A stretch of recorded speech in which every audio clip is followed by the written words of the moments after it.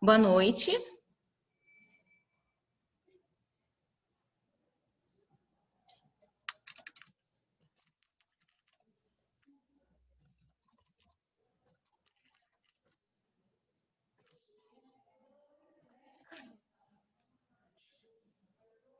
Boa noite, gente. Oi.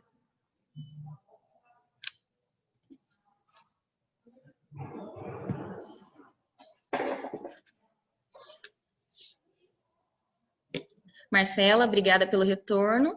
Patrícia, consegue me ouvir agora?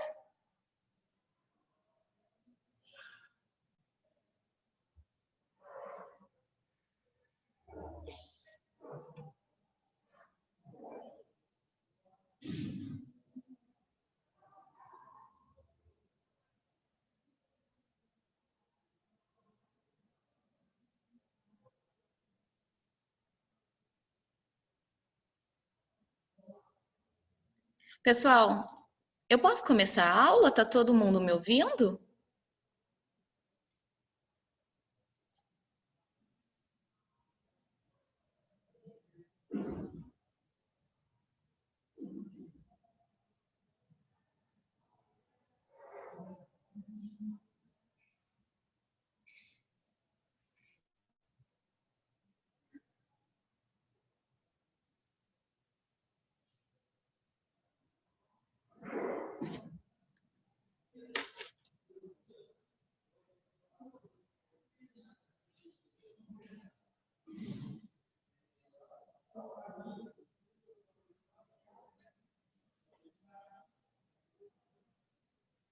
Patrícia, agora você me ouve?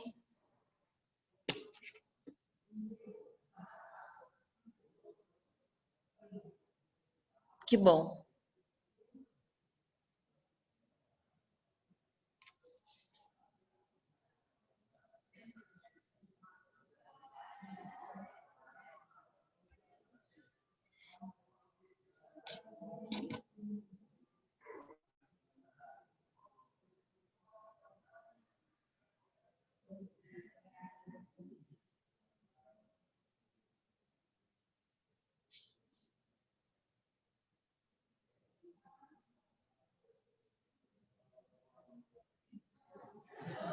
Tudo bem?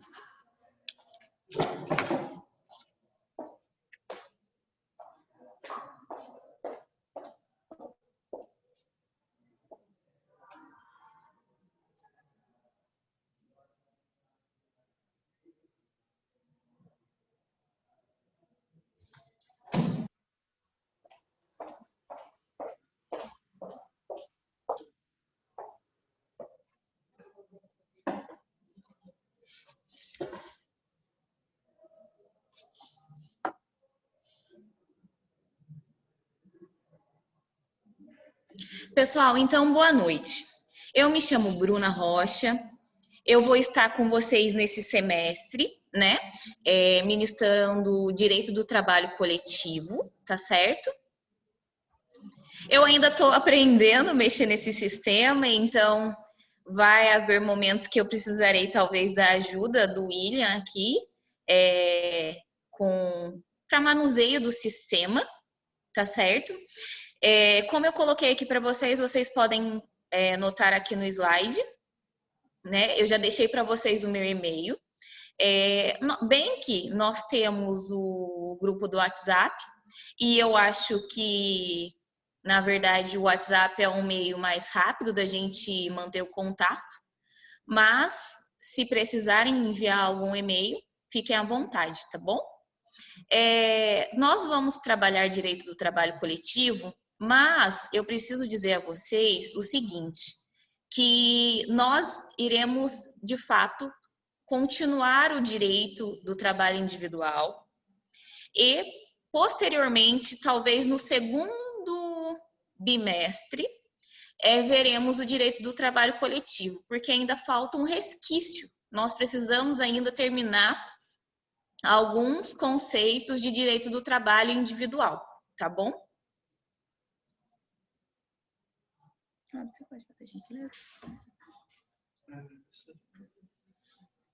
Olha, como que eu faço aqui? Gente, eu tô pedindo auxílio aqui pro Robson, para de fato conseguir passar o slide aqui.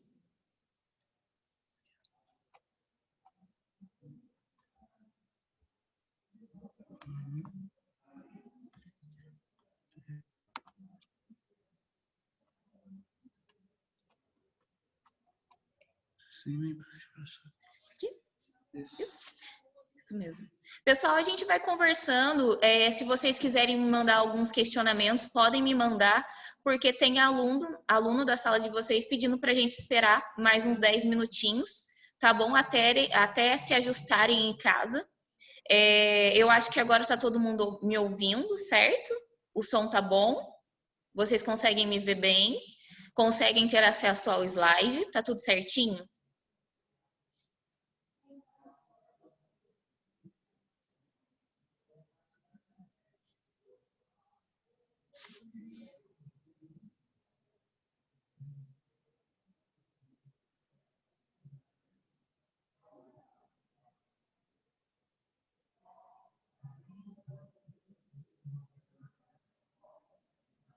Pessoal, como eu vou... Ah, que legal. Fernanda, Amanda, Carol estão falando aqui que tá tudo certinho. Então, como eu vou fazer uma apresentação inicialmente do que nós veremos nesse semestre, eu acho que dá tempo dos colegas irem entrando aqui para a gente depois entrar de fato na matéria, tá bom? O Cleverson também me deu um retorno. Boa noite, pessoal. Então tá, eu passei aqui o slide seguinte para nós vermos o que de fato nós iremos trabalhar nesse semestre. Como ementa, nós temos os seguintes assuntos: duração do trabalho, término do contrato de trabalho, estabilidade no emprego, FGTS, trabalho da criança, do menor, da mulher, prescrição e decadência, segurança e medicina do trabalho, noções de direito coletivo do trabalho. Então, pessoal, do item 1 ao item 7, nós ainda continuaremos, ao item 7 não, ao item 6, continuaremos com o direito do trabalho individual. Posteriormente, falaremos sobre segurança e medicina do trabalho e, por fim, entraremos no direito do trabalho coletivo.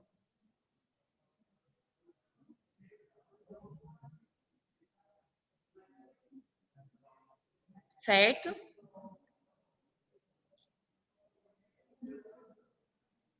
Pessoal, e como serão as nossas aulas? As nossas aulas serão no seguinte sentido. Por isso que eu trouxe para vocês diretrizes para o semestre. Nós sempre teremos a nossa aula, que agora é por Zoom, mas o Zoom, acabou a aula, vai estar no FACIC Interativa, disponível para todos os alunos que não conseguiram assistir, bem como será disponibilizado o material de apoio, os slides, né, da nossa aula. E como serão as nossas avaliações? As nossas avaliações serão 3 questões dissertativas com limite de 5 linhas. Vocês conseguiram acessar no FACIC Interativa as questões desta semana?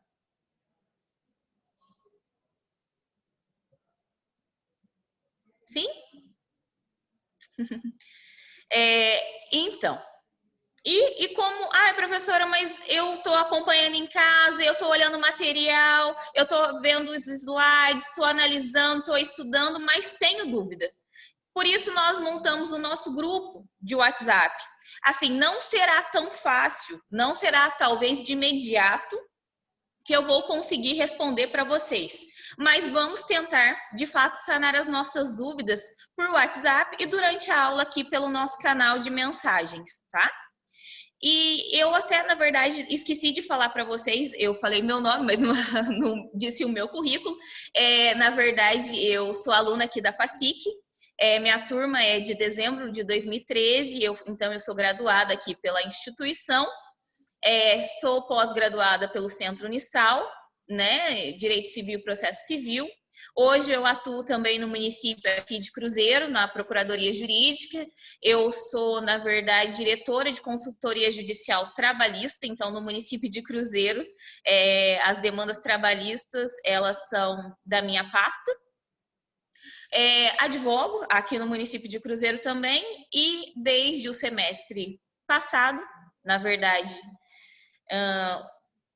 desde o final de dezembro do ano passado, eu entrei aqui na instituição para lecionar, tá bom? E aí, nesse semestre, eu estarei com vocês. Pessoal, professora, mas quando que a senhora vai disponibilizar os materiais para a gente? Os materiais sempre...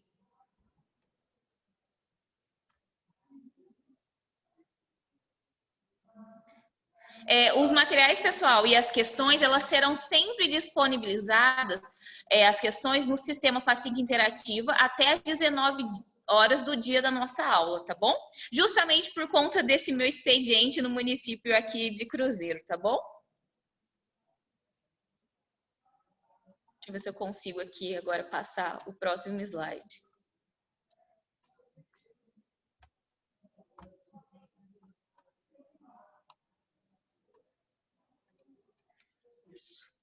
Aqui. Aí eu trouxe aqui para vocês, pessoal, nossa bibliografia básica e a bibliografia complementar. O que nós poderemos encontrar, onde nós poderemos, de fato, nos ater para estudar o conteúdo desse nosso material, dessa nossa matéria nesse semestre. A bibliografia básica é Maurício Godinho Delgado, seguido de Alice de Barros Monteiro e Sérgio Pinto Martins. Eu acho que no slide de vocês eu não citei a bibliografia, mas depois no grupo eu posso colocar, ok?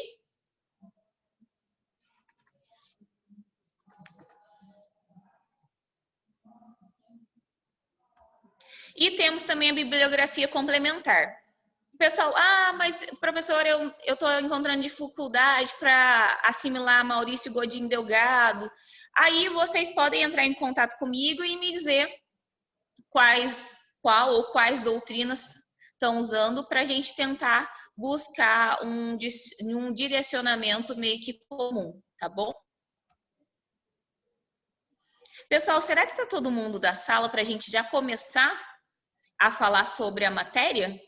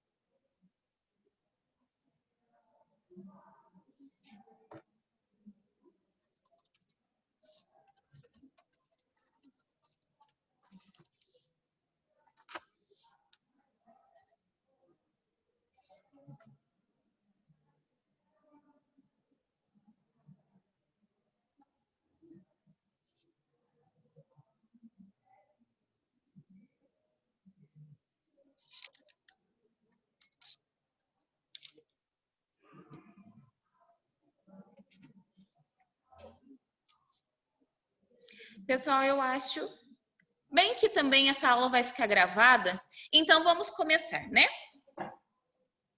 Eu vou ficar em pé porque eu quero usar a lousa. Se vocês não conseguirem enxergar, vocês me avisem, por favor. Pessoal, então, nós vamos começar hoje estudando a duração do trabalho, o sobreaviso, a prontidão e o trabalho noturno.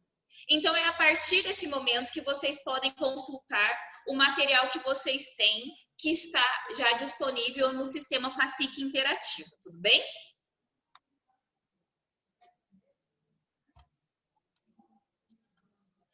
Pessoal, duração do trabalho.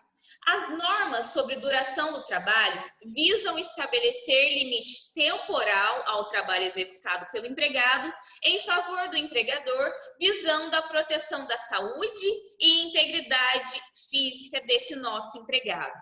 Então, pessoal, as normas de duração do trabalho, elas de fato foram um avanço para os nossos empregados. Por quê? Elas visam a proteção da saúde e a integridade física desse nosso empregado. Então, vamos lá. Eu não sei se vocês estão conseguindo visualizar. Estão? Podem me dar um retorno? Por quê? Então, as normas de duração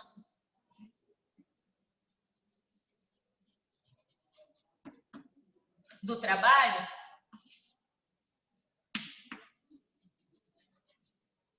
o que elas visam?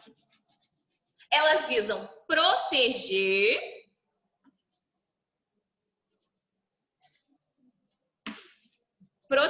tá bom? A saúde e elas visam proteger a integridade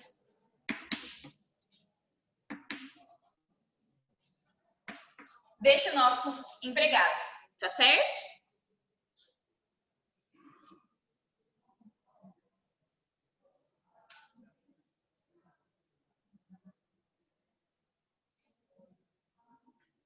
Pessoal, tudo ok, né? Clérison, Fernanda, Carol, certo? Então, vamos seguir aqui em frente. Pessoal, jornada de trabalho.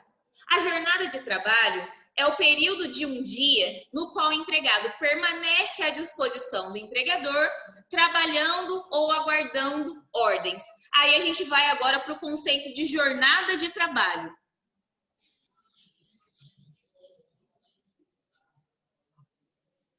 Pessoal, qual seria o conceito de jornada de trabalho, então?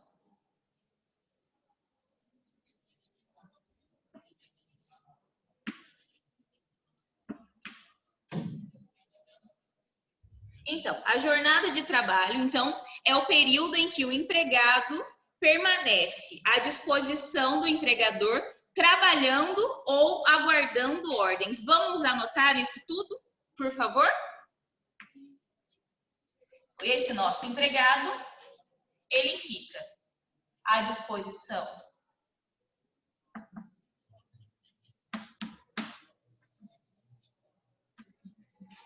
do empregador,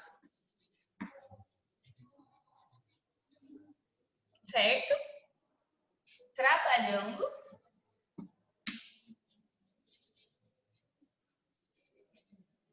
ou aguardando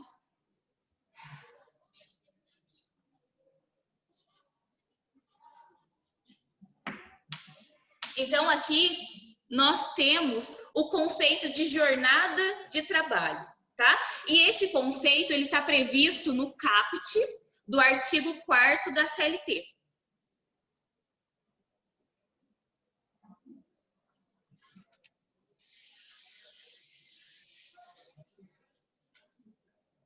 Pessoal, continuando aqui os nossos estudos, nos termos do parágrafo 2º do artigo 4º da CLT, não se consideram como tempo à disposição do empregador os períodos em que o empregado, por escolha própria, buscar proteção pessoal, em caso de insegurança nas vias públicas ou más condições climáticas, bem como adentrar ou permanecer nas dependências da empresa para exercer atividades particulares, entre outras. Então, pessoal, nós não acabamos de ver que jornada de trabalho é o período que o nosso empregado ele fica à disposição do empregador ou ele fica trabalhando para esse empregador. Nós temos, então, uma exceção aqui prevista no parágrafo 2º do artigo 4º da CLT, que não considera jornadas de trabalho o tempo em que esse nosso empregado ele buscar proteção pessoal,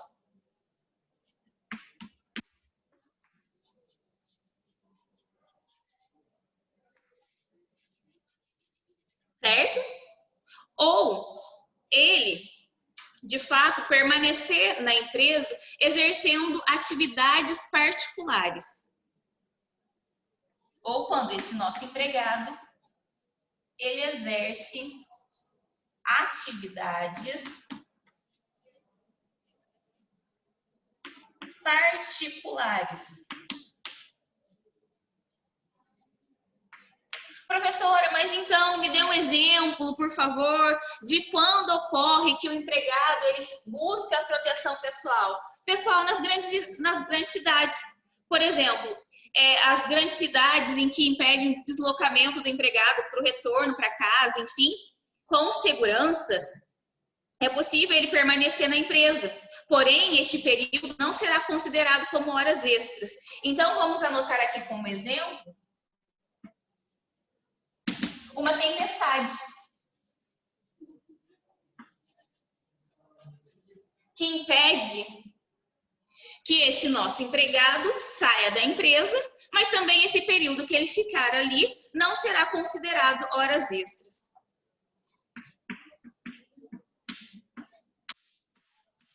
Professora, e agora é um exemplo quando o empregado, quando não é considerada jornada, e esse empregado, ele continua dentro da empresa exercendo atividades particulares. Aí o próprio parágrafo 2º do artigo 4º, ele traz alguns exemplos. Por exemplo, quando esse nosso empregado, ele permanece na empresa exercendo ou praticando alguma atividade religiosa, ou quando ele está lá descansando, ou durante um lazer, um estudo, alimentação, atividades de relacionamento social, higiene pessoal, ou quando ele troca de uniforme. Só que nós precisamos nos atentar quando não houver obrigatoriedade de realizar a troca na empresa.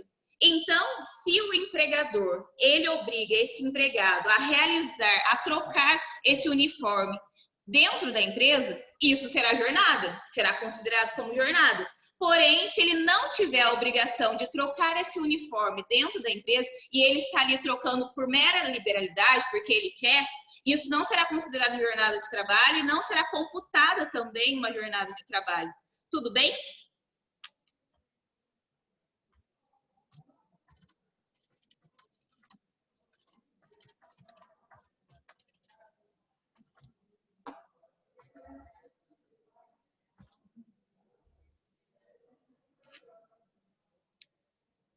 Pessoal, eu mandei uma pergunta, né, direcionando, questionando vocês, se vocês conseguem me entender, se está muito rápido. A Amanda me deu um retorno. Obrigada, Amanda. Vamos continuando, então.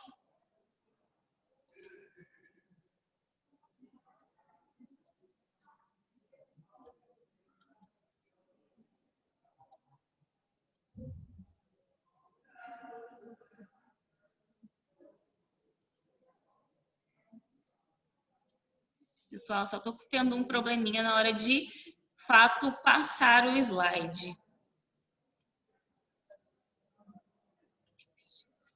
Vamos continuar aqui. Obrigado, Dair, Cleverson, Fernanda. Então, vamos lá, vamos prosseguir. Pessoal, jornada de trabalho, continuando falando sobre esse assunto ainda, o tempo despendido pelo empregado, desde a sua residência até a efetiva ocupação do posto de trabalho e para o seu retorno, caminhando ou por qualquer meio de transporte, inclusive o fornecido pelo empregador, não será computado na jornada de trabalho por não ser tempo à disposição do empregador. Essa é uma previsão do parágrafo 2º do artigo 58 da CLT. Vamos aqui anotar que talvez fique mais fácil para vocês compreenderem. Por exemplo, pessoal, nós temos o nosso empregado aqui, empregado A. A entrada no trabalho dele é às 8 horas da manhã. Ocorre, pessoal, que ele mora na zona rural.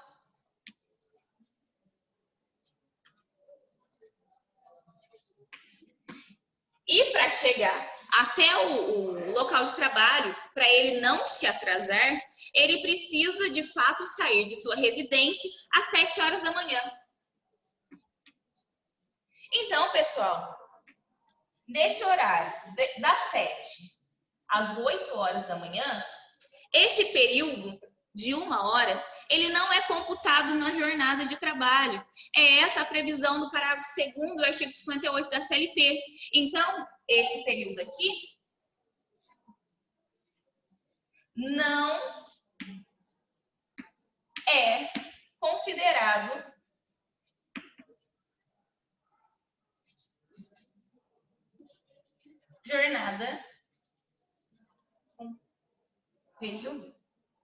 jornada de trabalho. Tá certo? Pessoal, esse período aqui, ele era considerado e era denominado como horas itinerares.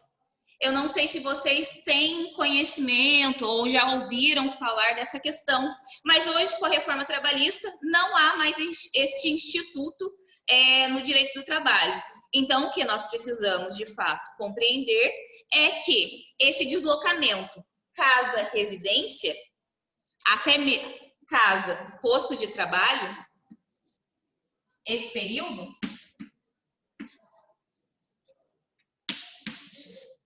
não é considerado jornada de trabalho, tá bom?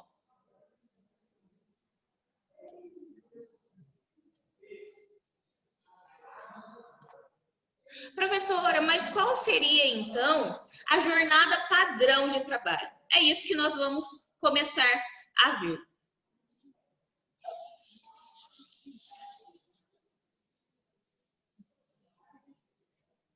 Pessoal, nós temos que a jornada padrão de trabalho é de 8 horas diárias e 44 horas semanais. E eu trouxe um exemplo aqui para vocês. Ah, professora, mas qual empregado, na verdade, ele tem essa jornada? Vamos pensar. Nós temos um empregado aqui. E nós temos que a jornada padrão é de 8 horas diárias e 44 horas semanais. Mas, professora, quando que o empregado realiza essa carga horária?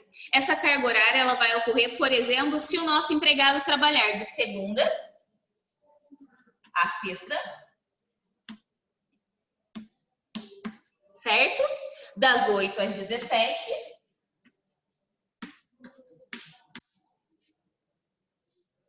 Com 1 hora de almoço e descanso.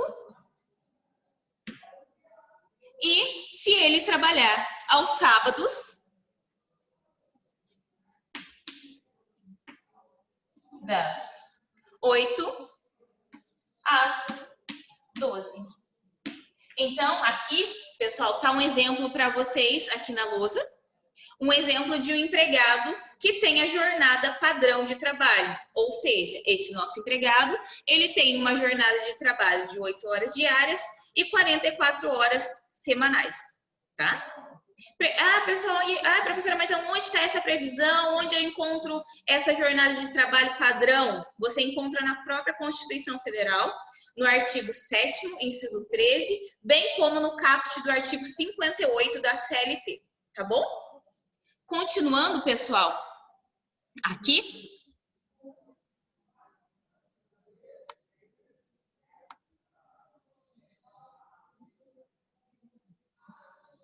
nós temos que a reforma trabalhista, ela permitiu que a jornada de trabalho seja estipulada através de acordo ou convenção coletiva, desde que respeitado o limite constitucional de 8 horas diárias e 44 horas semanais nos termos do artigo 611-A, inciso 1 da CLT. Então, professora, pode haver variação nessa jornada padrão de trabalho? Pode. Por quê? A reforma trabalhista, ela permitiu essa questão. Porém, isso nós temos que nos atentar que há um limite constitucional. Qual o limite constitucional? De 8 horas diárias e 44 horas semanais. Então, se uma convenção, um acordo coletivo dispuser de uma carga, de uma jornada de trabalho superior a 8 horas diárias e 44 horas semanais, podemos dizer que essa jornada afrontaria a nossa Constituição, tá bom?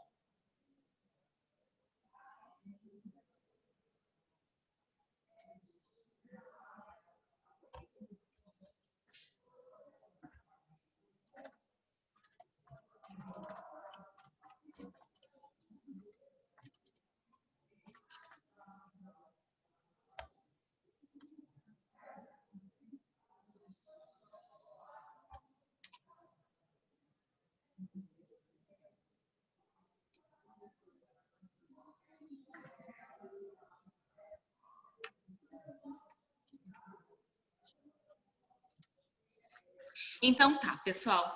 Aí continuando, né? Eu até mandei para vocês uma pergunta, na verdade questionando vocês se tá tudo certinho. Qualquer coisa é só mandar a pergunta aqui que a gente para e eu tento responder para vocês já de imediato. E aí nós continuando a nossa aula, nós temos as jornadas especiais de trabalho. Professora, mas a senhora não falou que a jornada padrão é 8 horas diárias e 44 semanais? Sim, exatamente. Ocorre que há, no nosso ordenamento jurídico, legislações que tratam e trazem jornadas especiais de trabalho, tá? E eu trouxe para vocês uma definição aqui de Godinho, que ele diz que, ao lado da duração padrão de trabalho, aplicável ao conjunto do mercado laborativo, há módulos temporais de caráter especial. Os módulos especiais de duração do trabalho existentes dizem respeito, a maioria das vezes, a certas categorias profissionais que, por força de circunstâncias particulares de sua atividade laborativa, por exemplo, os mineiros, certo? Ou por força de sua capacidade de organização, os bancários, alcançaram a construção de diplomas legais, especialmente a eles ou a elas dirigidos, tá bom? Então, tendo em vista, pessoal, circunstâncias particulares de determinadas atividades, eles possuem jornadas especiais de trabalho, tá? As jornadas, então, nós temos aqui, e eu trouxe para vocês, jornadas inferiores a 8 horas e jornadas superiores a 8 horas, certo? As jornadas inferiores a 8 horas são as que consistem... Isso. Só que eu tô com um probleminha aqui. Deixa eu ver se eu consigo. Isso. As jornadas superiores a 8 horas, há um pequeno grupo de jornadas especiais criadas por lei que extrapolam um padrão diário fixado para o mercado de trabalho do país. Então, pessoal, professora, mais um exemplo de jornada superior a 8 horas. Qual empregado, ele de fato labora nesse sentido? Nós temos os aeronautas, os trabalhadores nos setores de petróleo, nós temos a petroquímica, indústria de xisto, eletricitários, os ferroviários, e as jornadas inferiores a 8 horas. Nós temos que as jornadas inferiores a 8 horas são as que consistem em lapsos temporais diários e, consequentemente, semanais, inferiores ao padrão constitucional. E quais empregados, de fato, eles têm jornada de trabalho inferior a 8 horas? Nós temos os empregados em frigoríficos e telefonistas, que eles fazem 7 horas diárias. Os cabineiros de elevador, artistas e bancários, eles têm uma carga horária diária de 6 horas. Os jornalistas profissionais e radialistas, eles possuem uma carga horária de 5 horas diárias, tá?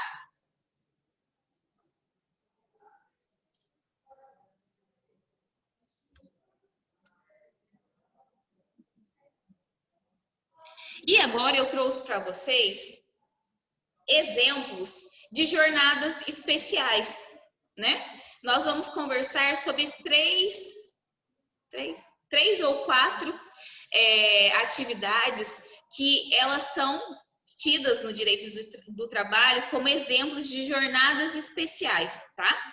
Nós temos aqueles que trabalham em turnos ininterruptos de revezamento. Vamos anotar?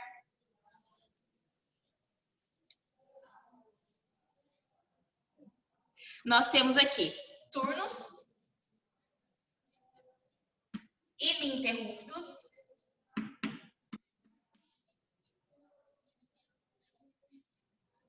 de revezamento.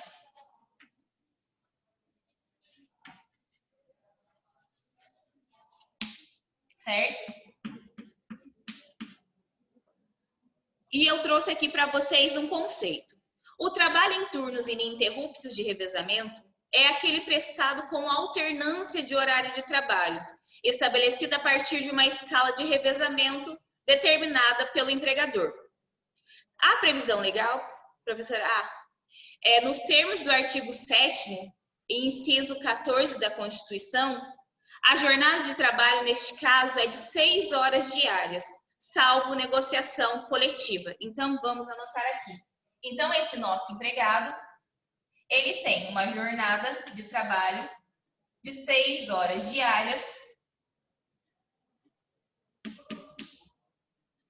salvo negociação coletiva. Certo? Caracterização da figura jurídica.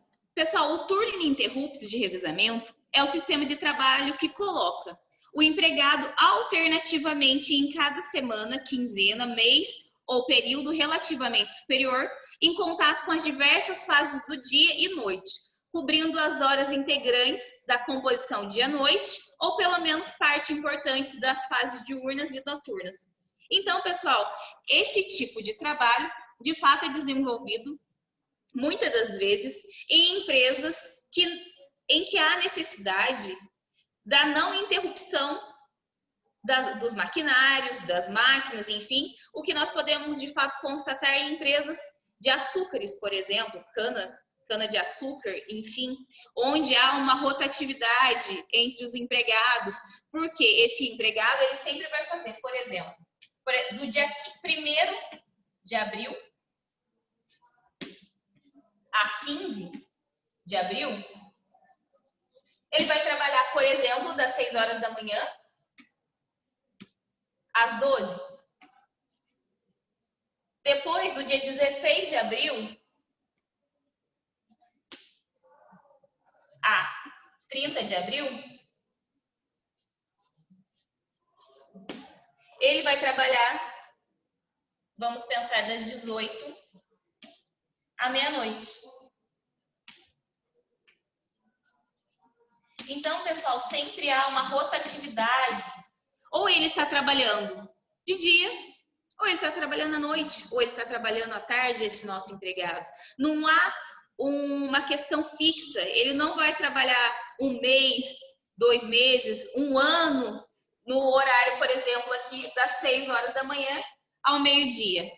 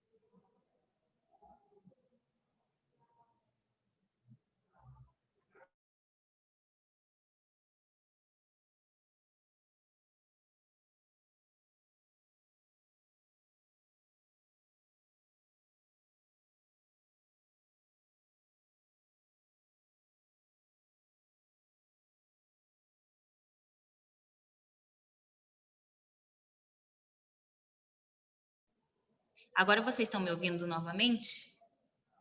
Sim? Tá. Tá, obrigada, gente. É que eu me perdi um pouquinho. Mas, enfim, continuando aqui, já respondo o Cleverson também.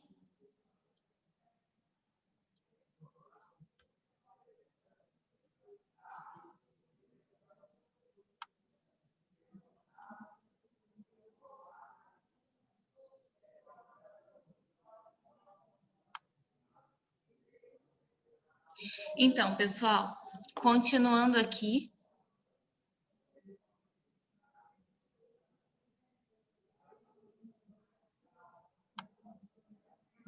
Aqui, né? Eu trouxe para vocês os efeitos jurídicos desse tipo de jornada especial. Caso o trabalhador labore em efetivo turno ininterrupto de revezamento, mas não tenha essa circunstância ainda reconhecida por seu empregador, perfazendo assim, na verdade, labor diário de 8 horas e 44 horas da semana, que parcela ser-lhe-á devida a título de incidência da jornada especial de 6 horas. Então, pessoal, por exemplo, eu não disse aqui para vocês, eu não sei se está pegando aqui, eu acho que está sim, que o nosso empregado que trabalha em turno de revezamento, ininterrupto de revezamento, ele faz 6 horas diárias, ininterruptas, né? Salvo negociação, negociação coletiva, enfim. Se esse nosso empregado, de fato, trabalhar aqui 8 horas diárias e ele foi contratado para elaborar nessa espécie de trabalho aqui, de contrato de trabalho, o que vai acontecer, pessoal, com essas 2 horas que ele trabalhou a mais? Nós vamos ter que nos atentar à seguinte questão.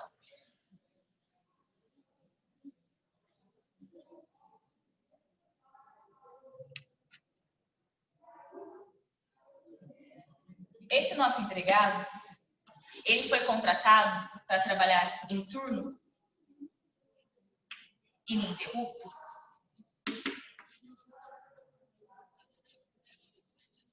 Ocorre que desde o primeiro dia foi avisado por seu empregador que de fato ele trabalharia 6 horas diárias, certo? E não foi explicado, e ele depois tomou conhecimento também, que a empresa não tinha negociação coletiva. Quando eu falo negociação coletiva, pessoal, ou é acordo coletivo ou é convenção coletiva. Então, não tinha na nossa empresa aqui negociação coletiva que permitia que esse nosso empregado ele laborasse em turno ininterrupto de revezamento, por exemplo, com 8 horas, por 8 horas. Mas, só que esse nosso empregado, ele foi contratado para laborar 6 horas, mas sempre tinha uma carga horária de 8 horas. E aí, o que vai acontecer, pessoal, com essas 2 horas a mais, sem nenhuma negociação coletiva para regulamentar isso? Por isso que nós temos a orientação jurisprudencial que está aí na nossa apostila, no nosso material de apoio, da seção de dissídios individuais 1, 275, onde prevê que turno ininterrupto de revezamento, horista, horas extras e adicional devidos, inexistindo instrumento coletivo fixando jornada diversa, o empregado horista, submetido a turno ininterrupto de revezamento, faz jus ao pagamento das horas extraordinárias laboradas, além da sexta, bem como ao respectivo adicional. Então, pessoal, se esse nosso empregado ele foi contratado, João, por exemplo, ele foi contratado para trabalhar em turno ininterrupto de revezamento, e a empresa não tinha negociação coletiva que permitia que ele fizesse, por exemplo, até tivesse uma carga horária de 8 horas diárias, então ele vai receber horas extras. Essas 2 horas, elas serão pagas com extras, bem como com respectivo adicional.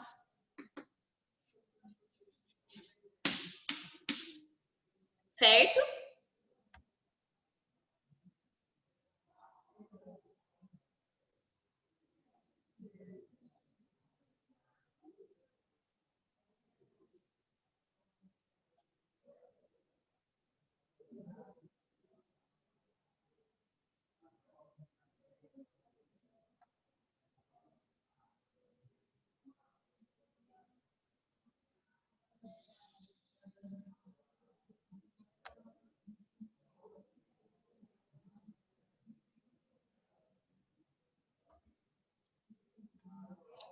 Coloquei aqui o bate-papo de novo para ver se tinha alguma questão, alguém perguntando alguma coisa.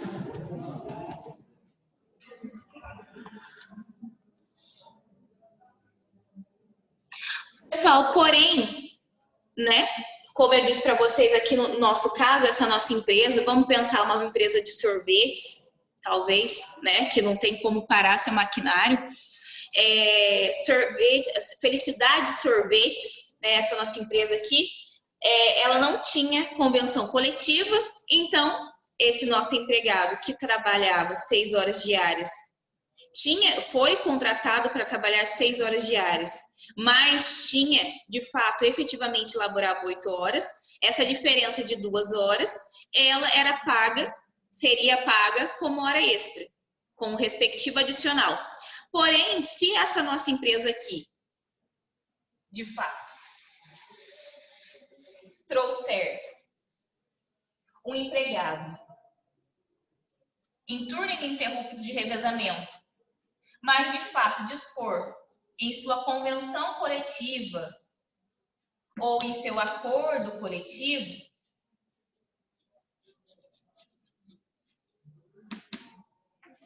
que esse nosso empregado, ele pode fazer 8 horas, ele irá fazer 8 horas. Certo? Por quê? Porque é permitido nos termos da súmula 423 do TST, que diz o seguinte: turno ininterrupto de revezamento, fixação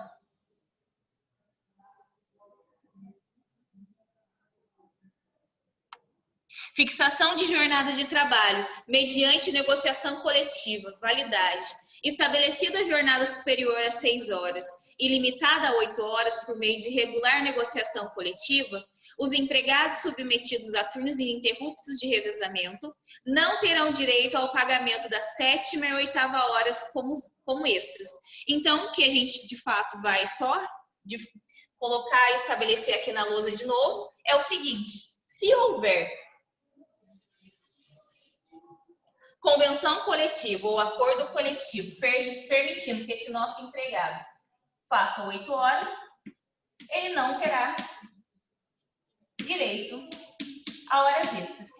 Mas se essa nossa empresa ela não tiver convenção coletiva que fale, que estenda a jornada de trabalho para esse nosso empregado que trabalha em turno ininterrupto de revezamento, ele, fazendo 8 horas, terá direito a 2 horas extras. Tá certo?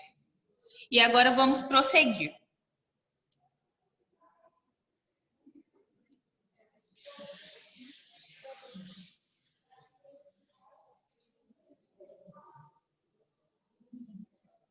Vamos agora tratar sobre outra espécie, outro exemplo de jornada especial. Agora nós vamos falar sobre o trabalho em regime de tempo parcial.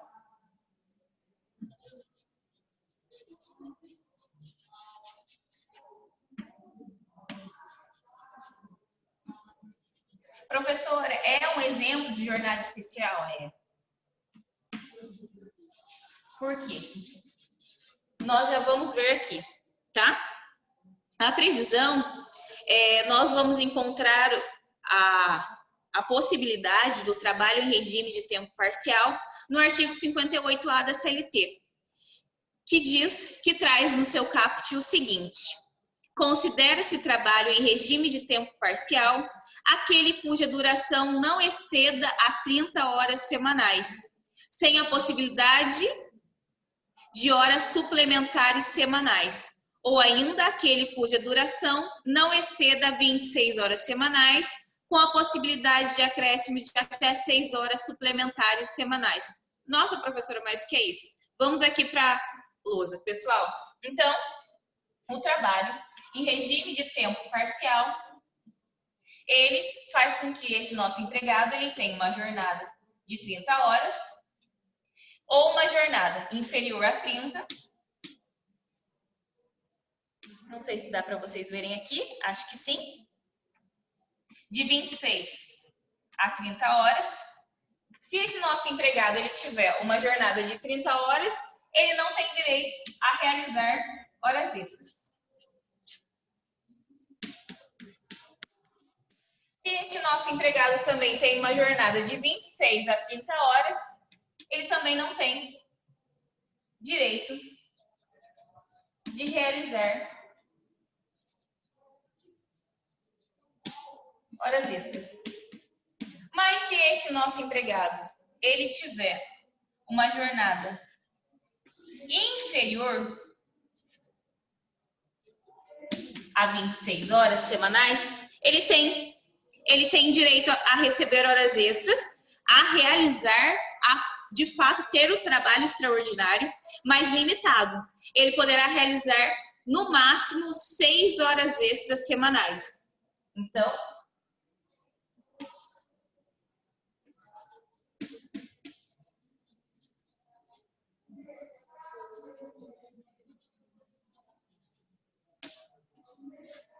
certo? Continuando aqui, pessoal. Vou até...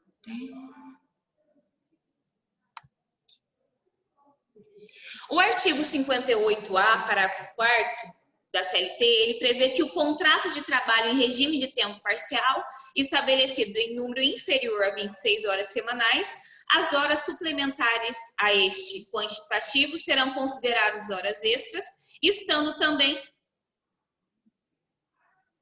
Ah, sim, Patrícia, tá. Eu já respondo para você. O contrato de continuando aqui o parágrafo 4º. O contrato de trabalho em regime de tempo parcial estabelecido em número inferior a 26 horas semanais, as horas suplementares a este quantitativo serão consideradas horas extras, estando também limitadas a 6 horas suplementares semanais, tá? Então, aqui, ele vai receber essas horas aqui, as 6 horas extras. Já coloquei aqui, já está delimitado para vocês. O parágrafo 3º, ele diz o seguinte, o parágrafo 3º do artigo 58A da CLT. As horas suplementares à duração do trabalho semanal normal serão pagas com acréscimo de 50% sobre o salário hora normal. Pessoal, continuando aqui.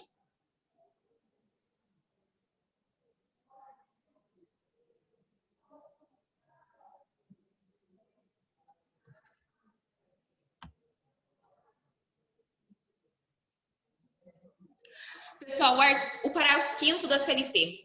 As horas suplementares da jornada de trabalho normal poderão ser compensadas diretamente até a semana imediatamente posterior à da sua execução, devendo ser feita a sua quitação na folha de pagamento do mês subsequente, caso não sejam compensadas.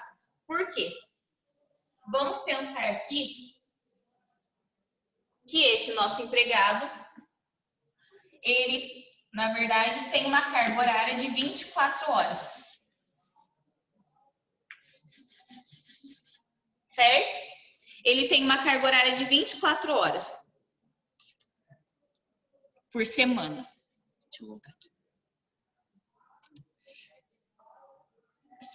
E aqui, numa semana aqui, vamos pensar que do dia 1º de abril até dia 5 de abril, que foi de segunda a sexta-feira, esse nosso empregado, ele de fato fez 6 horas extras durante a semana, certo?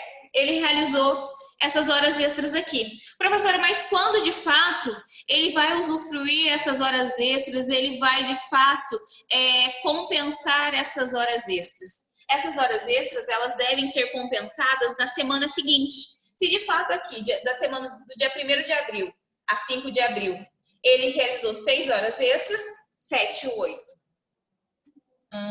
6, 7, 8, de 8 de abril. 8, 9, 10, 11, 12. Até dia 12 de abril,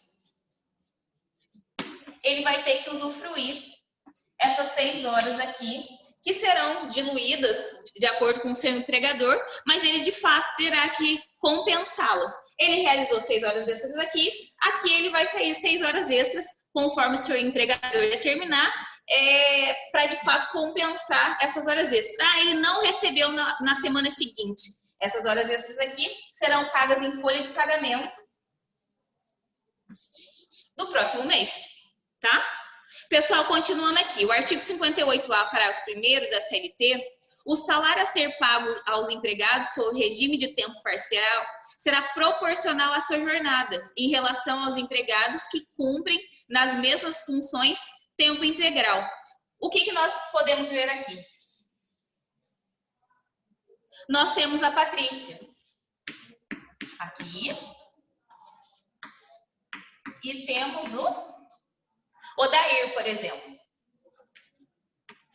A Patrícia, ela tem uma carga horária de 44 horas semanais. E o Odair, na mesma empresa, ele tem uma carga horária de 24 horas. Pessoal, seria justo que ambos eles tivessem a mesma remuneração? Acho que não, né? Então, isso que está previsto aqui, mediante o parágrafo 1º. O parágrafo 1º do artigo 58A. Há uma diferença. Se há, de fato, essa diferença entre a jornada de trabalho entre esses dois empregados, não tem porquê e não teria, né, condições de manter essa questão. A Patrícia que trabalha 44 horas semanais, o Odair trabalha 24 horas. Ele vai receber proporcionalmente pelo número, pela jornada de trabalho que tem, tá? O artigo 58A, parágrafo 2º da CLT. Para os atuais empregados, a adoção do regime de tempo parcial será feita mediante opção manifestada perante a empresa na forma prevista em instrumento decorrente de negociação coletiva. O que quer dizer isso, pessoal? Aqui está. Eu sou agora empregada dessa empresa. E eu tenho uma carga horária de 44 horas semanais. Só que a empresa, de fato, quer que eu trabalhe no regime de trabalho de tempo parcial. O que será necessário, né? Será necessário que haja previsão, eu preciso me manifestar, e haja previsão em instrumento decorrente de negociação coletiva. Então, há, de fato, uma manifestação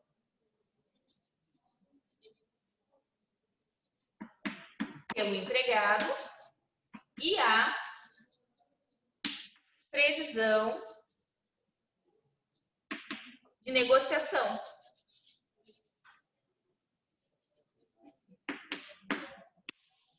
Porque nós temos que analisar, pessoal, até em que ponto isso seria benéfico ou seria prejudicial a esse nosso empregado. Pessoal, se a pergunta aqui da Patrícia, se for contratado por 30 horas e for obrigado a fazer hora extra, quais as consequências? Pessoal, nenhum trabalho, de fato, ele é realizado sem contraprestação.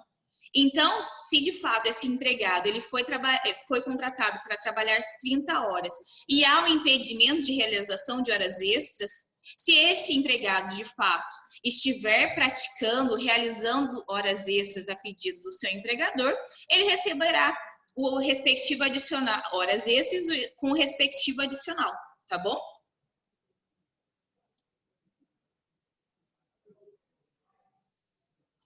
Continuando aqui, nós temos também como exemplo de jornada especial, nós temos a jornada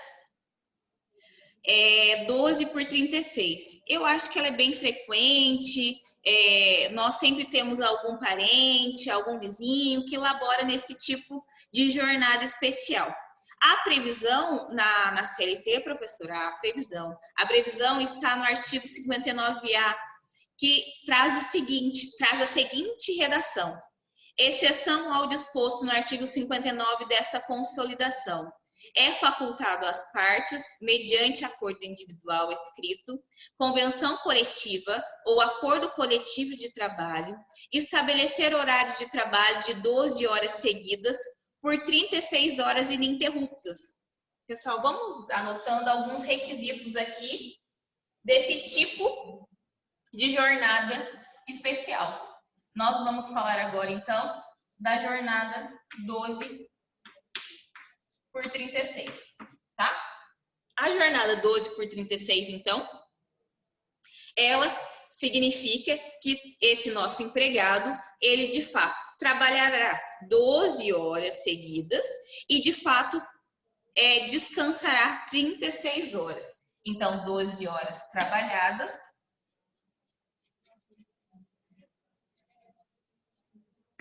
com 36 horas de descanso. Certo? É o parágrafo único. A remuneração mensal pactuada pelo horário previsto no caput deste artigo abrange os pagamentos devidos pelo descanso semanal remunerado e pelo descanso em feriados, e serão considerados compensados os feriados e as prorrogações de trabalho noturno, quando houver, de que tratam o artigo 7º e parágrafo 5º do artigo 73 desta consolidação, certo? Então, pessoal, vamos continuar aqui os slides, que nós vamos tentar, eu trouxe aqui algumas questões peculiares à jornada 12 por 36 para a gente trabalhar aqui. Então, pessoal, a jornada trata-se do regime em que o trabalhador exerce sua atividade por 12 horas e descansa 36 horas ininterruptas. Tá aqui na lousa que eu trouxe aqui para vocês. Essa jornada pode ser firmada, ajustada mediante.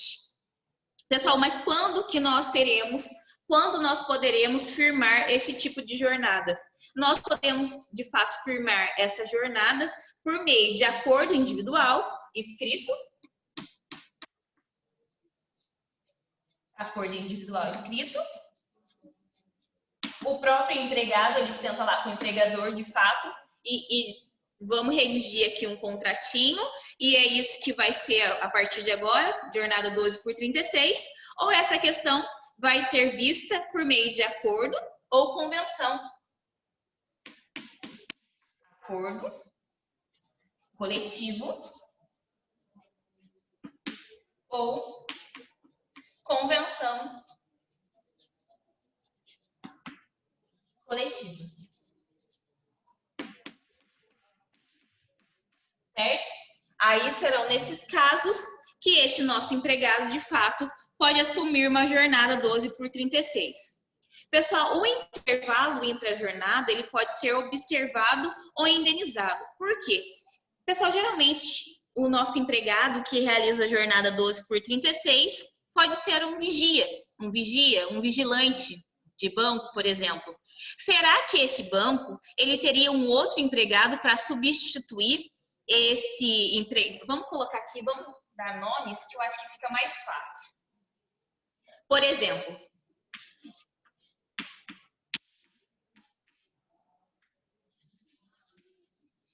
João é o vigia lá do banco X. E ele tem um trabalho, ele tem jornada 12 por 36. Pessoal, só que essa jornada 12 por 36 inicia-se meia-noite e termina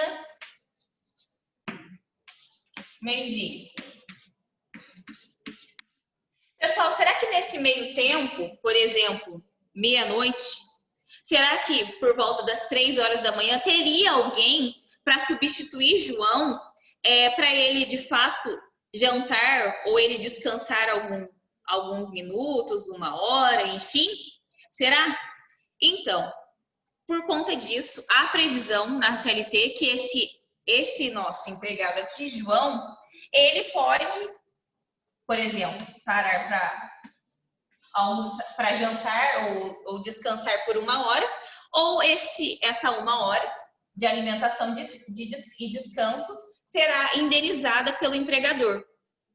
Então, professor, mas ele não vai poder ter horário, ele vai ter horário de almoço, ou ele vai ter horário de janta, enfim, há previsão na CLT para que, de fato, esse intervalo entre a jornada ele seja apenas indenizado. Então, João não teria horário para alimentação e descanso. Pessoal, agora se é prejudicial ao nosso empregado, né, deveria ter sido observada, talvez, por nossos legisladores na hora de da elaboração da norma, né? Enfim. No caso do sistema 12/36, como o descanso é prolongado de 36 horas, o descanso semanal remunerado já está incluído nessas 36 horas. Portanto, se o trabalho coincidir com o domingo, não há pagamento em dobro. Então, pessoal, aquela história toda que nós vamos ver essa questão ainda de pagamento em dobro, relacionada a trabalho no domingo, feriados, enfim.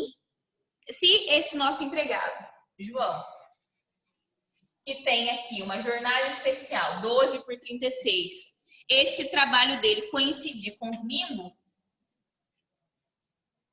esse trabalho aqui, pessoal, não será dobrado. Por quê? Entende-se que, por ele, de fato, já descansar 36 horas ininterruptas, o descanso semanal remunerado já estaria englobado nesse descanso. Assim como os feriados, né, como o descanso semanal remunerado,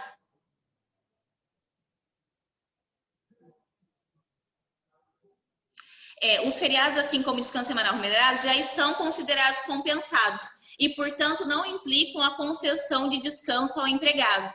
O que quer dizer aqui, pessoal? A mesma coisa. Se João está lá trabalhando e essas 12 horas aqui coincidir com o feriado também não terá acréscimo de pagamento. Por quê? Porque, de fato, coincide. O legislador entende que as 36 horas ininterruptas de descanso supriria essa questão. Aqui o Odair está perguntando. Da jornada 12/36, remunerado, João ficaria as 12 horas sem alimentar ou teria uma pausa para o lanche? Odair, eu não sei se eu entendi a sua questão, mas tentando te responder é o seguinte, a previsão legal é no sentido de que se João ele trabalha 12 horas, esse o empregador de João, ele poderá sim conceder 1 hora de alimentação e descanso ou pagar por essa questão. Dá para entender isso? Você pode me dar um retorno? Oi. Não sei se você consegue me ouvir.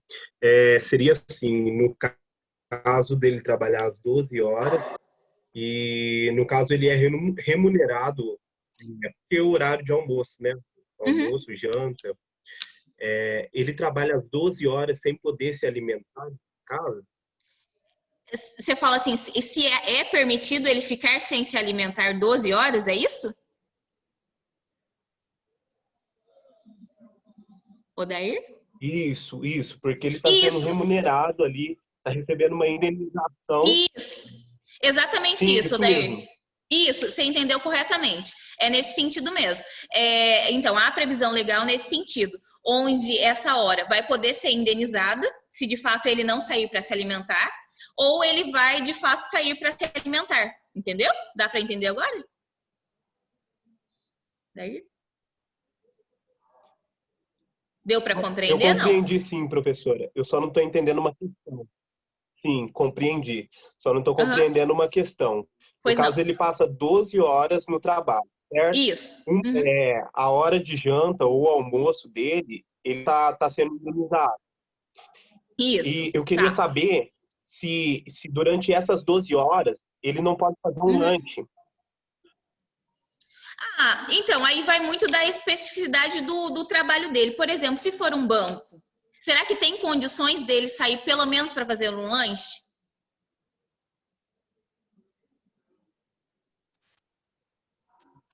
Seria nesse sentido, mais ou menos, que você queria perguntar, que estava perguntando? Daí? Não consegui te escutar. Não? Então, igual eu te falei, de acordo com o trabalho que ele exerce, por exemplo, um vigia, será que teria condições dele se ausentar desse trabalho para fazer um lanche? Então, será que o correto não seria, de fato, ele receber essa 1 hora indenizado? De acordo exatamente pela atividade que ele exerce? Entendi. Entendeu? Sim, compreendi, sim. Compreendeu? Sim. Mas qualquer coisa a gente pode voltar nesse assunto um pouquinho mais para frente. Eu acho que o próximo slide termina esse assunto, não lembro. Mas qualquer coisa você pode me mandar aqui que eu já te respondo, tá bom? Tá, ok. Muito obrigado. Imagina. Deixa eu voltar aqui. pessoal, porque eu tô aprendendo a mexer nesse sistema ainda. Enfim, vamos voltar aqui.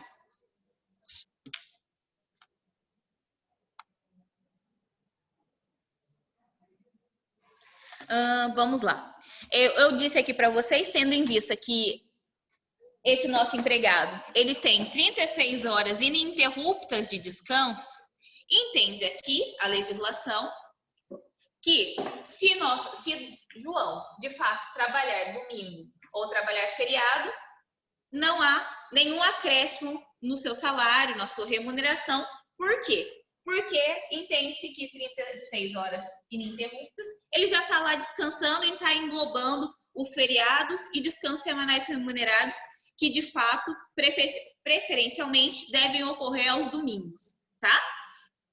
Vamos continuar. Com a alteração promovida com a reforma trabalhista, as prorrogações de horário noturno já são consideradas compensadas.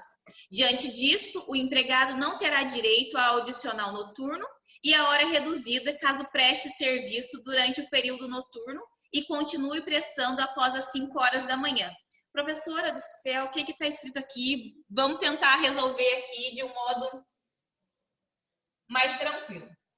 Vamos pensar aqui, pessoal, que João, ele de fato labore da meia-noite ao meio-dia. Aí, então, ele labora aqui da 0 hora até meio-dia. Nós, daqui a pouco, vamos ver, se der tempo ainda hoje, que o horário noturno Vamos imaginar que João é um empregado urbano, então o horário noturno do empregado urbano, ele compreende das 22 horas às 5 horas da manhã. Vamos anotar isso daqui. Então,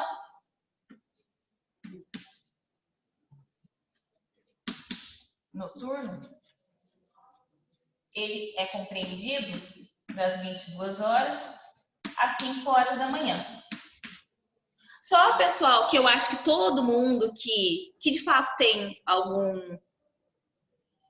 alguém que, em casa que trabalha à noite, enfim, vai saber que a hora dele não é cheia, não é 60 minutos, mas sim a hora dele é reduzida para quem trabalha à noite. Só que no caso aqui, de quem labora 12 por 36, ele não vai receber. De fato, ele não vai ter hora estendida após as 5 horas. 5 horas da manhã, não vai continuar a ter hora reduzida. E eu acho que isso vai ficar mais claro para vocês quando daqui a pouco nós vamos entrar nesse assunto de questão de horário noturno, né, trabalho noturno, e eu acho que isso vai ficar mais claro, e aí a gente retoma aqui esse último parágrafo da jornada 12 por 36, que aí vocês vão entender e compreender o que seria o horário noturno, a redução ficta, enfim. Aí daqui a pouco a gente volta nesse assunto, tá?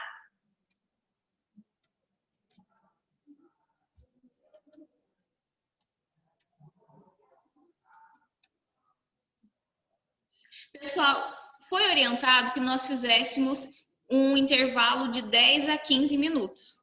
Vamos fazer um intervalo pelo menos de 10 minutos e já retomamos para que a gente volte com um fôlego, dê tempo da gente tomar uma água e aí a gente retoma, pode ser?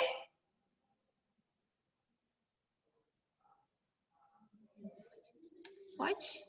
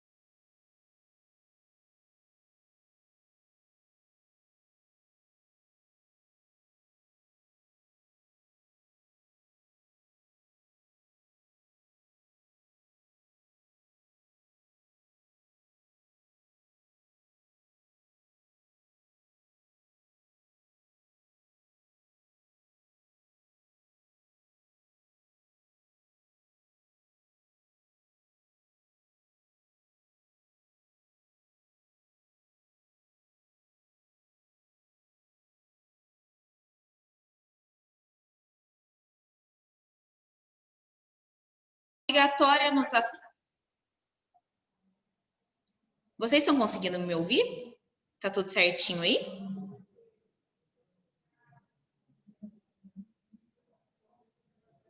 Então tá, continuando, né?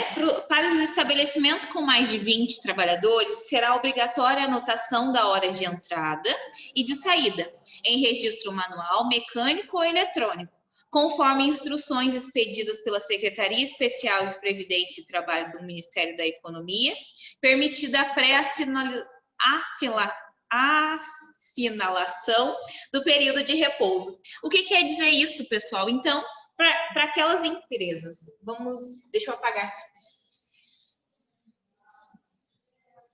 Para aquelas empresas que, de fato, possuem mais de 20 empregados, há necessidade de registro em cartão de ponto, cartão mecânico, enfim. Permitida, pessoal, a pré-assinalação do período de repouso. O que quer dizer? Por exemplo, eu trabalho nessa empresa e essa empresa tem 30 funcionários. Na hora que eu chego, eu vou lá, registro o meu ponto digitalmente, colho a minha digital, porém, na hora do meu almoço, de acordo com essa redação, pessoal, pode ser que esteja lá já pré-assinalado, 12 horas. Não há impedimento. Professora, isso pode ser que cause algum desconforto, talvez, alguma demanda judicial? Pode ser que sim. Mas o parágrafo 2º do artigo 74 permite que, para estabelecimentos com mais de 20 trabalhadores, há necessidade do registro. Porém, é permitida já a pré-assinalação do período de repouso. Por exemplo, igual eu estava explicando aqui para vocês, eu chego lá 8h01, registrei a minha digital.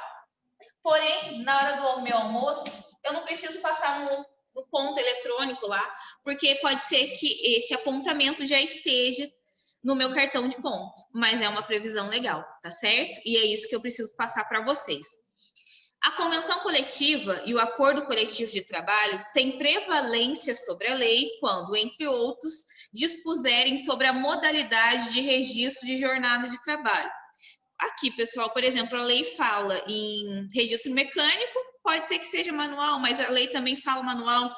É uma redação que, de fato, permite, que traz com que a convenção ou acordo coletivo disponham sobre a modalidade de registro de jornada de trabalho dos empregados de determinada empresa, tá?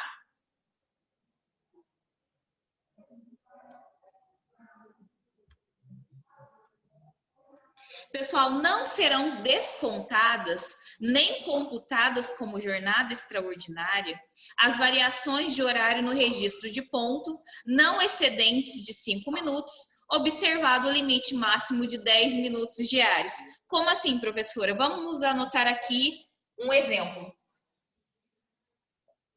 Tenho lá nosso empregado, que ele registra o ponto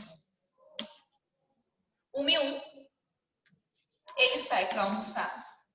1h01, ele retorna às 3h02 e ele sai às 17h01. Pessoal, ele não fez nem mesmo 5 minutos a mais ou 5 minutos a menos numa totalidade de 10 minutos diários, tá bom?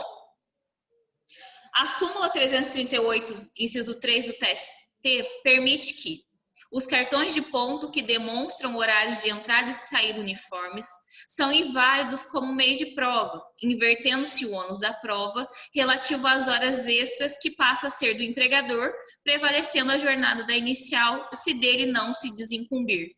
O que quer dizer essa súmula, pessoal? Igual a gente está falando, aquele horário britânico, que o empregador, ele chega lá na audiência, por exemplo, ele apresenta o cartão de ponto do seu empregado.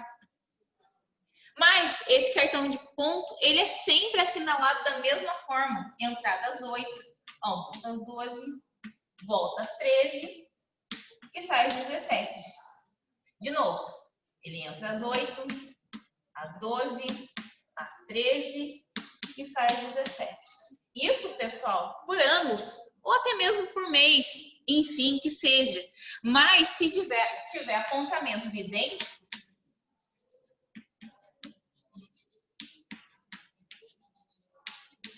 o ônus da prova, que eu acho que vocês, não sei se vocês já tiveram ônus da prova em processo civil, seria, na verdade, do empregador. Ele que teria que provar que esse empregado, de fato, não realizou horas extras. Por exemplo, tem-se esse cartão de ponto aqui. Esse cartão de ponto, ele é do mês de junho. E eu vou e ajuizo uma reclamação trabalhista pleiteando 10 horas extras no mês de junho. Eu, na minha reclamação trabalhista, eu informo ao juízo que estou pleiteando 10 horas extras, tendo em vista que eu realizei 10 horas extras. Mas também não apresento de imediato nenhuma prova, porque eu vou, de fato, provar essa questão por meio de prova testemunhal. Ocorre que o empregador, na sua defesa, ele vem e apresenta esse cartão de ponto do mês de junho, totalmente britânico, com os mesmos apontamentos diários. Então, eu que deveria provar que eu realizei 10 horas, como ônus da prova do reclamante, que sou, na verdade, passa esse ônus a ser do empregador, tendo em vista esta apresentação desse cartão aqui, britânico. Eu não sei se está dando para vocês enxergarem aí, mas seria nesse sentido a redação da súmula 338, inciso 3 do TST, tá?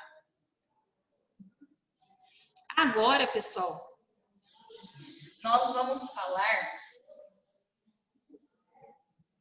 sobre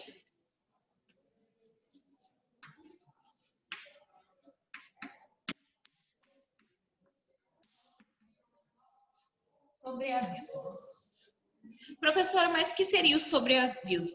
De acordo com Delgado, no caso de sobreaviso, o obreiro tem sua disponibilidade pessoal relativamente restringida.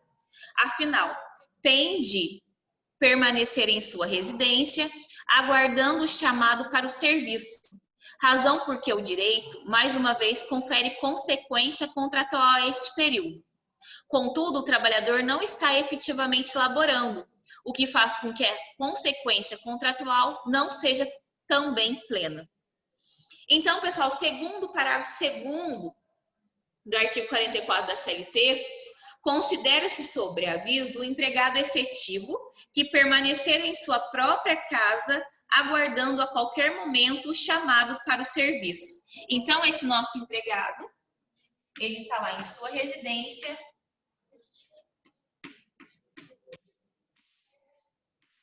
aguardando o chamado de seu empregador, tá? Pessoal, a utilização de aparelhos eletrônicos, por exemplo, celular, notebook, enfim, por si só não configura as horas de sobreaviso. Entretanto, configura as horas de sobreaviso se esses instrumentos informatizados eles estiverem e mantiverem o empregado sob o controle do empregador, né? Na hora que o empregador ligar, esse empregado vai atender. Deixarem um trabalhador conectado, ligado à empresa, como responder e-mails durante a noite, etc. Às vezes esse empregado nem dorme para poder responder a alguma fatura, a algum procedimento contábil dessa empresa, um faturamento de uma nota fiscal, por exemplo, né? C. Submeterem o empregado a regime de plantão, podendo ser acionado a qualquer momento. Nesse sentido, nós temos a súmula 428 do TST. Sobreaviso, aplicação analógica do artigo 244, parágrafo 2º da CLT. O uso de instrumentos telemáticos ou informatizados fornecidos pela empresa ao empregado por si só não caracteriza o regime de sobreaviso. Considera-se em sobreaviso o empregado que, à distância e submetido a controle patronal por instrumentos telemáticos ou informatizados, permanecer em regime de plantão ou equivalente, aguardando a qualquer momento o chamado para o serviço durante o período de descanso. A redação aqui, pessoal, da súmula, é o que está contido já no parágrafo anterior, né? Pessoal, mas e aí? Qual que é a escala de sobreaviso? Qual o número de horas esse nosso empregado ele poderá ficar em sobreaviso? Pessoal, o máximo é de 24 horas. Tá certo? 24 horas. As horas de sobreaviso, elas serão remuneradas à razão de 1/3 do salário normal.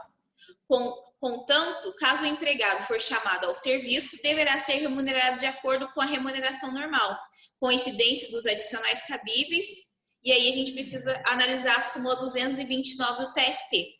Pessoal, nesse sentido, professor, então quando ele está em sobreaviso, ele recebe uma remuneração inferior ao normal? Recebe. E essa remuneração é 1/3 inferior. Vamos pensar aqui que esse nosso empregado, ele recebe por hora 9 horas, quando está lá na empresa. Quando ele está em casa de sobreaviso, R$9 a hora. Mas quando ele está de sobreaviso, a hora dele será de R$3. Porque, na verdade, é 1/3 inferior ao que, de fato, ele recebe pela hora normal, tá? A súmula 229 do TST, ela diz o seguinte: sobreaviso eletricitários, por aplicação analógica do artigo 244, para o segundo da CLT, as horas de sobreaviso dos eletricitários são remuneradas à base de 1/3 sobre a totalidade das parcelas de natureza salarial. Continuando aqui. Durante as horas em que o empregado estiver de sobreaviso, não receberá adicional de periculosidade e adicional de insalubridade, porque não estará submetido a risco ou agente nocivo à sua saúde. Dá para compreender, pessoal? Por quê? Por que esse nosso empregado, quando ele está lá na residência de sobreaviso, ele não vai receber adicional? Não vai receber adicional porque ele não está em risco, né? Ele não sofre ou não pode sofrer aquilo que ele pode sofrer na empresa, por exemplo, né? Então, é muito comum alguns empregados perguntarem: nossa, mas quando eu estou em sobreaviso, eu não recebo adicional de periculosidade, por exemplo, ou de insalubridade. Não vai receber mesmo, porque a realidade em casa é muito diferente da realidade fabril, tá certo? Pessoal, ressalta-se que o regime de sobreaviso era direcionado apenas ao ferroviário, mas atualmente é aplicado por analogia a outros trabalhadores, tá? Por fim, destaca-se que a convenção e o acordo coletivo poderão versar sobre o regime de sobreaviso, tendo prevalência sobre a lei nos termos do artigo 611-A, inciso 8 da CLT. Tá? Então, acordo ou convenção coletiva também poderão tratar sobreaviso, né? Trazer alguma peculiaridade sobre o sobreaviso. Pessoal, e agora, em contraponto? Nós temos sobreaviso, nós também temos a prontidão. Agora vamos ver alguns requisitos da prontidão.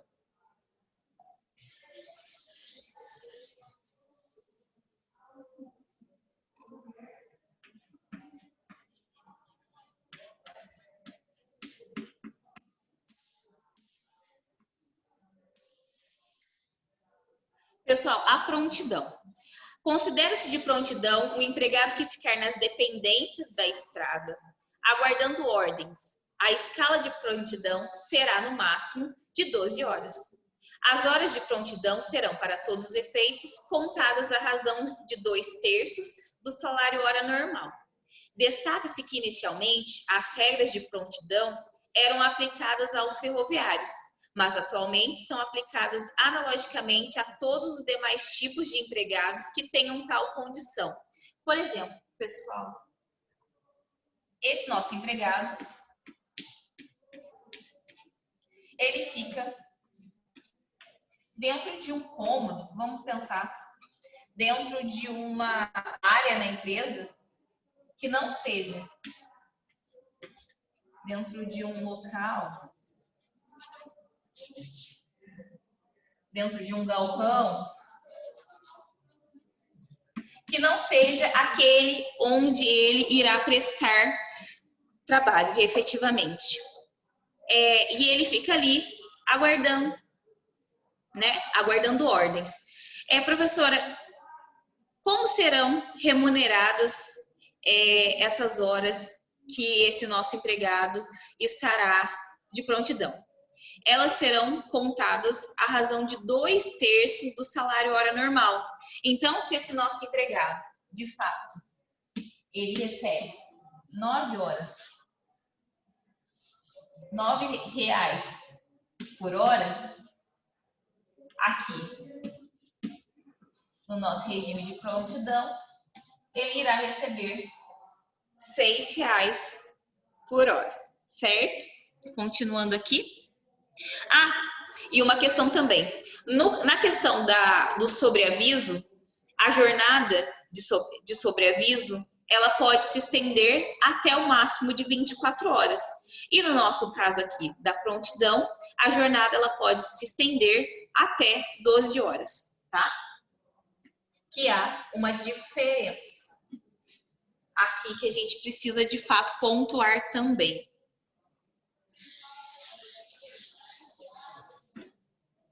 Vamos continuar aqui. Vamos agora adentrar no assunto trabalho noturno. Vou até escrever aqui na lousa para a gente deixar aqui anotado aí no caderno também.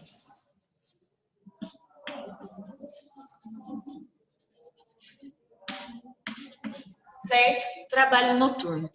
Vamos iniciar com as regras gerais.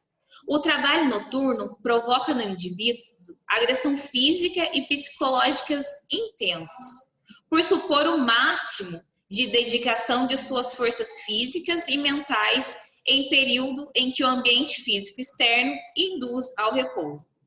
Somado a isso, ele também tende a agredir com substantiva intensidade a inversão pessoal, familiar e social do indivíduo nas micro e macro comunidades em que convive, tornando especialmente penosa para o obreiro a transferência de energia que procede em benefício do empregador. Pessoal, quem que não tem em casa alguém que trabalha, que realiza trabalho noturno? Não é pesado? Realmente, nós precisamos ter regras, normas que, de fato, tentem amenizar esse cansaço do trabalho, o cansaço do labor realizado no período noturno.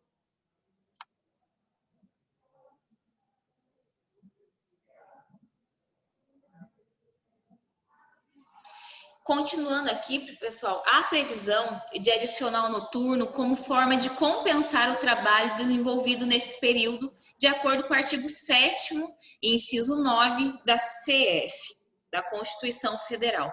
Pessoal, se esse trabalho ele é tão penoso, né?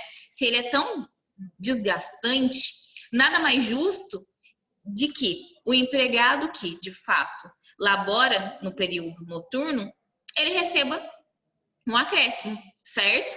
E esse acréscimo, de fato, está previsto aqui na nossa Constituição, no inciso 9 do artigo 7º da CF. São direitos dos trabalhadores urbanos e rurais, além de outros que fizerem a melhoria de sua condição social, remuneração do trabalho noturno superior ao diurno, certo? Então, toda norma que, de fato, não observar essa questão, que o trabalho noturno deve ser remunerado de forma superior ao diurno, estaria em confronto com a nossa Constituição Federal.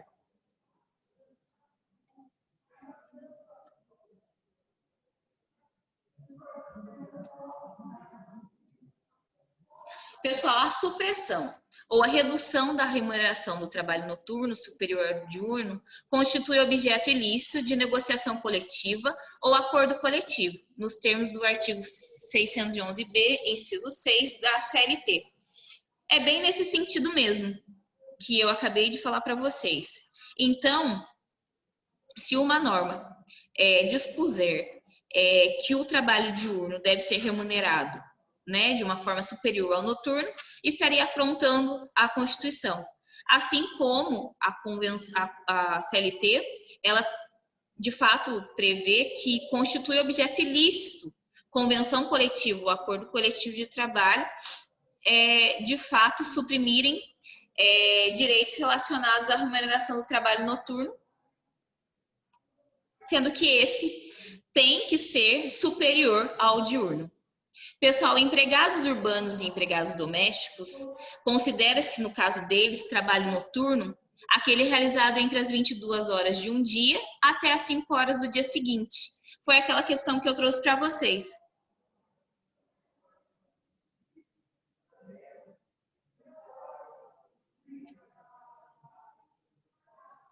O Clevison está perguntando a questão da prontidão, isso? Vamos lá, ainda o assunto anterior, caso o funcionário já tenha cumprido 12 horas de sua escala normal, ele poderá ser empenhado em mais 12 horas de prontidão, que resultaria em 24 horas. É isso, né? Então, Cleverson, na verdade, é que eu acho que eu nem trouxe aqui para você meu livro hoje, mas eu posso até afirmar para vocês na próxima aula. Tem uma orientação, eu acho que é 87 do TST, salvo engano, que diz, você acredita, que diz que a questão de prontidão e sobreaviso, a jornada deles serem superior, só de fato resultaria em uma fiscalização e uma multa administrativa na empresa? Eu vou trazer para vocês, pode ser, Cleves? Ou qualquer coisa eu mando essa semana ainda no grupo, dizendo dessa orientação, porque eu também acho surpreendente e inacreditável alguma coisa nesse sentido. Eu acho que é a orientação 87, sim, do TST. Exatamente. Também acho, penso igual você, Cleverson. É nesse sentido, mas eu trago para vocês. Se eu não esquecer, eu já tiro foto e mando para vocês no grupo ainda hoje, tá bom? Mas continuando aqui. Do trabalho noturno. Empregados urbanos e empregados domésticos consideram o trabalho noturno aquele realizado entre as 22 horas de um dia até as 5 horas do dia seguinte. Então, vamos anotar aqui. Ô, Cleverson, mas e aí? Eu tô vendo que você já fez muito isso. A sua empresa sofreu alguma autuação? A empresa que você trabalhou?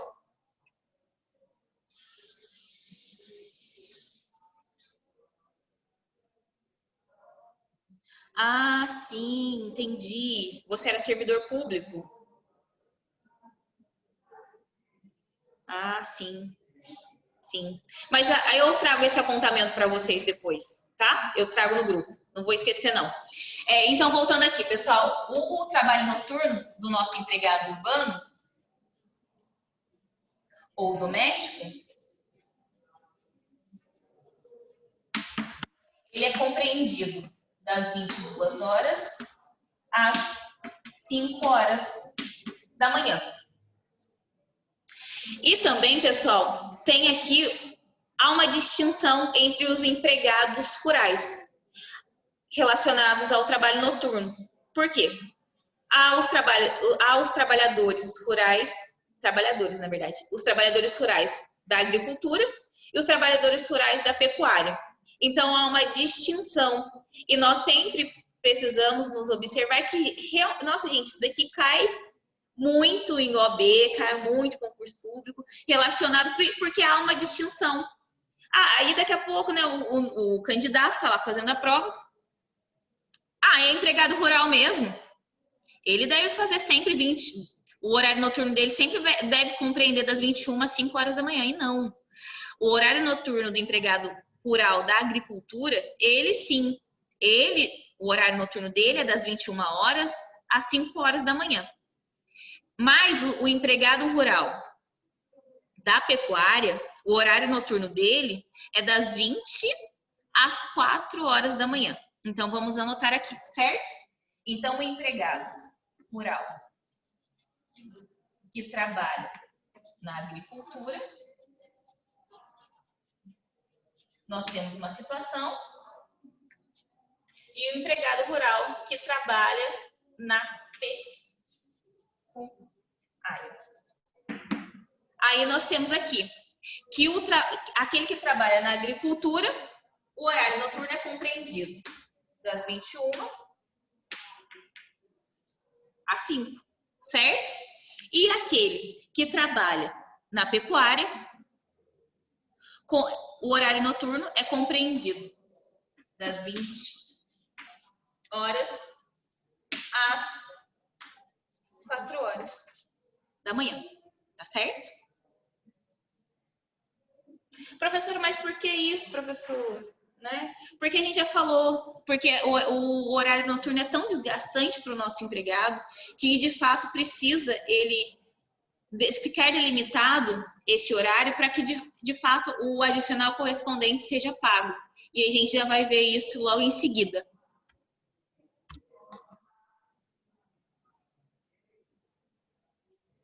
Pessoal, aqui, eu falei para vocês, a remuneração do trabalho noturno será superior ao diurno. Nós já colocamos isso. Os empregados urbanos e os empregados domésticos, pelo menos 20% sobre a hora diurna, tá? Então, vamos pensar aqui que esse nosso empregado que trabalha na cidade, ele trabalha, a hora dele é 10 horas, se a gente pensar em 20%,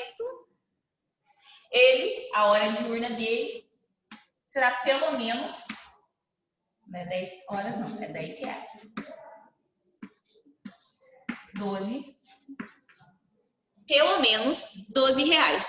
No caso dos empregados rurais, aí não tem distinção, pessoal, entre aqueles que trabalham com agricultura ou pecuária, o adicional noturno deles sempre não poderá ser menor, menos que 25% sobre a remuneração normal. Então, aí aqui no nosso caso, não há distinção. Sempre o adicional noturno do nosso empregado aqui rural será de 25% a mais, certo? Considerando aqui a súmula 265 do TST, nós temos que... Vou só chegar um pouquinho aqui para eu poder...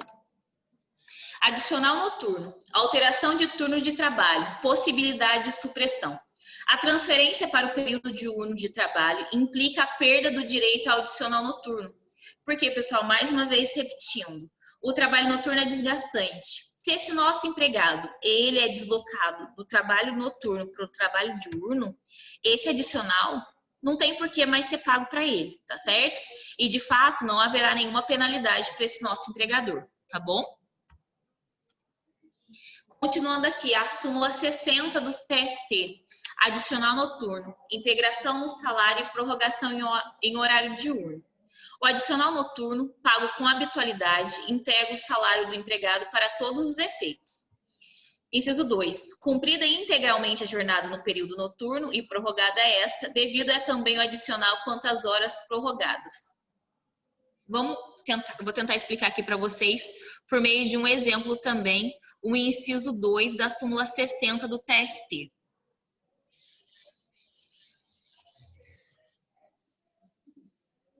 Pessoal, vamos dizer que nosso empregado aqui, ele tem a carga horária, ele trabalha todos os dias, das 22 às 5. Ele já entra aqui no horário noturno, ele já tem essa carga horária, já foi pré-estabelecida com o seu empregador, que ele sempre vai trabalhar das 22 horas às 5 horas da manhã. Pessoal, só que em uma terça-feira, esse nosso empregado, ele teve que trabalhar até as 7 horas da manhã. Pessoal, o inciso 2 fala que, cumprida integralmente a jornada no período noturno, a gente não falou que esse nosso empregado ele cumpriu integralmente a jornada aqui durante o período noturno, a ele será devida o adicional quantas horas prorrogadas. Então, muito embora o período noturno desse nosso empregado tenha terminado às 5 horas da manhã, mas por conta da sua jornada integral ter sido cumprida no horário noturno, essas 2 horas a mais aqui também será pagas com adicional noturno. Mas por que, professora? Porque a disposição está previsto na súmula 60 do TST e porque, de fato, esse nosso empregado, ele teve a sua jornada integralmente cumprida aqui durante o período noturno, tá bom? A orientação jurisprudencial da SDI 1, número 97 do TST, diz que horas extras, adicional noturno, base de cálculo. O adicional noturno integra a base de cálculo das horas extras prestadas no período noturno. Seguinte, horas extras noturnas geram direito ao empregado de recebimento dos 2 adicionais, bem como direito ao empregado urbano e ao doméstico a hora extra reduzida, tá certo? Vou continuar aqui. Pessoal, redução ficta. O que seria redução ficta no trabalho noturno? Os empregados urbanos e domésticos, a lei de fato que instituiu a redução ficta, prevê o seguinte, que a hora noturna é considerada reduzida, ou seja, a hora do trabalho noturno será computada como 52 minutos e 30 segundos. Não será 60 minutos. Aí vamos anotar aqui para ficar mais fácil depois para a gente estudar.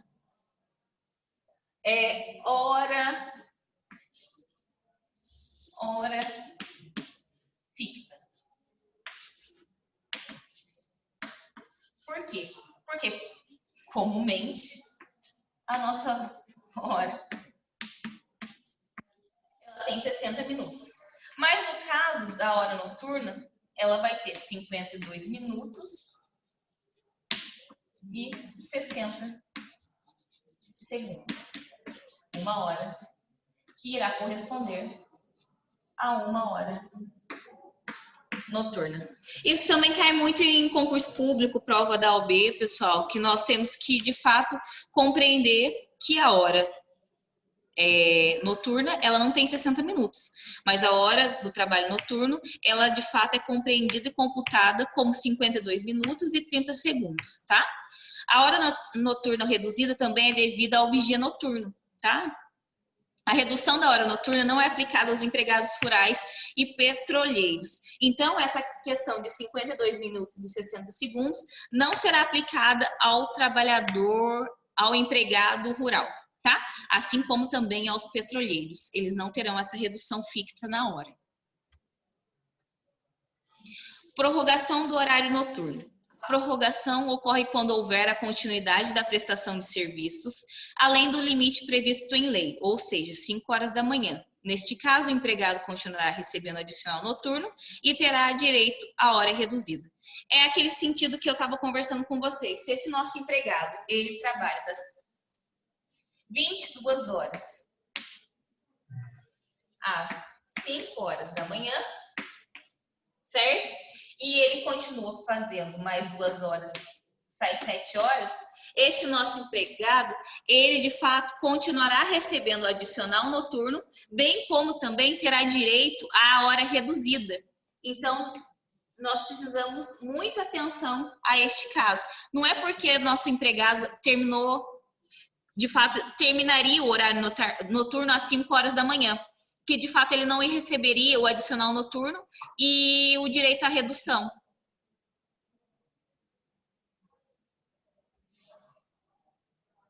Ah, Patrícia. Sim, Patrícia, eu acho que foi uma pergunta do colega também, né? Eu acho que foi nesse sentido que ele já tinha perguntado e eu esqueci de responder. Eu achei que estaria explícito na apostila e não está. Sim, nos turnos ininterruptos de revezamento, sim, também. Receberá o adicional noturno de no mínimo 20%, tá bom? Era um outro colega que queria saber também, né? Pessoal, restrição ao trabalho noturno. É vedado o trabalho noturno dos menores, mesmo que emancipado, certo? Então, pessoal, o empregado menor, ele não realiza trabalho noturno, tá bom? Eu acho que acabou aqui o nosso material. Hoje, na verdade, eu quis trazer até mesmo uma apostila mais tranquila para a gente se adaptando até mesmo à questão de adaptação relacionada ao sistema, porque é a primeira vez que eu estou mexendo no sistema Zoom. Fiquei um pouco perdida no início, mas agora nas próximas aulas conseguirei mexer um pouco melhor. Eu não sei se eu falei sobre horários mistos. Eu falei, pessoal? Eu trouxe aqui.